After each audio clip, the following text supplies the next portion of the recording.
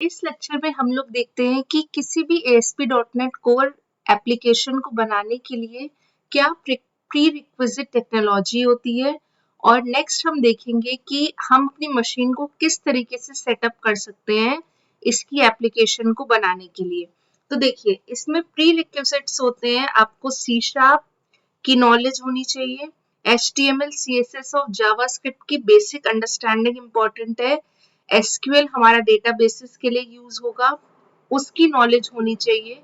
और नेक्स्ट आते हैं हमारे डेवलपमेंट एनवायरनमेंट्स। इसमें कुछ .NET SDK मतलब सॉफ्टवेयर डेवलपमेंट किट्स कौन सी होती हैं, ये लेटेस्ट LTS वर्जन्स हम लोग यूज करेंगे। और विजुअल स्टूडियो कोड, आप कोई भी कोड एडिटर यहाँ पे ले सकते हैं, डिपेंड करेगा कि आप कौन सा ऑपरेटिंग सिस्टम यूज कर रहे हैं। जैसे कि मैं विंडोज ऑपरेटिंग सिस्टम यूज कर रही हूँ, तो मैं आपको पूरी एप्लीकेशन डिजाइन करना सिखाऊंगी कि विजुअल स्टूडियो में हम लोग किस तरीके से एप्लीकेशन को डिजाइन करते हैं।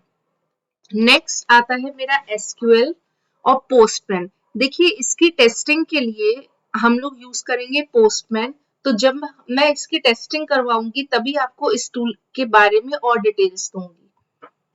नेक्स्ट आइए, हम लोग किस तरीके से अपनी मशीन को सेटअप करेंगे ASP.NET कोर के लिए।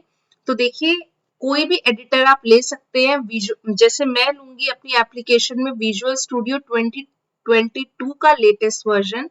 आप कम्युनिटी वर्जन को डाउनलोड कर सकते हैं, ये उसका लिंक मैंने यहाँ पे प्रोवाइड कर रखा है। मैं इसके डिस्क्रिप्शन सेक्शन में भी इसका लिंक आपको दे दूंगी। आपको यहाँ पे ये देखिए, डाउनलोड विजुअल स्टूडियो, इसका कम्युनिटी वर्जन फ्री होता है, वो आप लोग डाउनलोड कर सकते हैं। नेक्स्ट आता है आपका .NET कोर SDK मतलब सॉफ्टवेयर डेवलपमेंट किट। देखिए, बाय डिफॉल्ट आपकी जब आप विजुअल स्टूडियो को इंस्टॉल करते हैं तो आपका .NET कोर SDK उसमें इंक्लूडेड रहता है।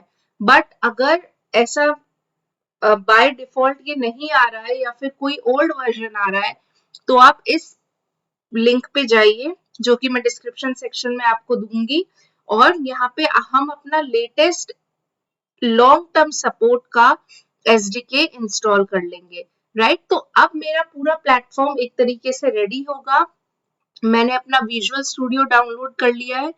देखिए, मैं विजुअल स्टूडियो को डाउनलोड नहीं कर रही हूँ अब, क्योंकि मेरे पास ये चीज ऑलरेडी डाउनलोडेड है।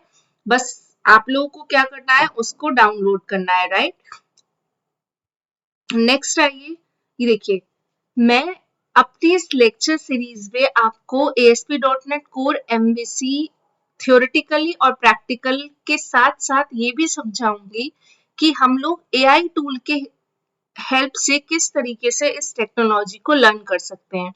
तो चलिए चलते हैं हम लोग अपने AI टूल पे। मैं यहाँ पे जेमिनाई यूज करूंगी। लेट्स सी हम लोग इस पे कैसे काम करेंगे।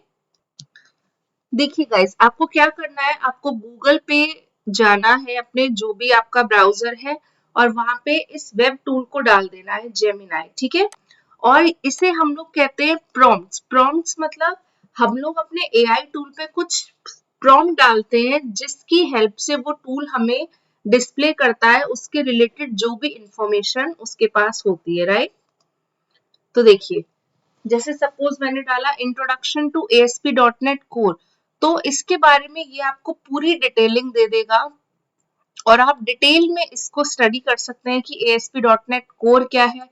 सपोज मैं इंटरेस्टेड हूँ इसकी हिस्ट्री के बारे में जानने के लिए। राइट, तो मैं डालूंगी हिस्ट्री ऑफ ASP.NET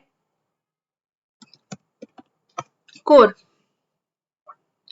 तो देखिए, ये आपको पूरी हिस्ट्री बता देगा कि कब ASP.NET आया, उससे कैसे इवोल्यूशन हुआ ASP.NET कोर का, और जो भी टॉपिक्स आप चाहते हैं और डिटेल में स्टडी करना, आप यहाँ पर सिर्फ एक प्रॉम्प्ट डालिए और हमारा जेमिनाई उसको पूरा डिटेल में इंफॉर्मेशन आपको प्रोवाइड कर देगा।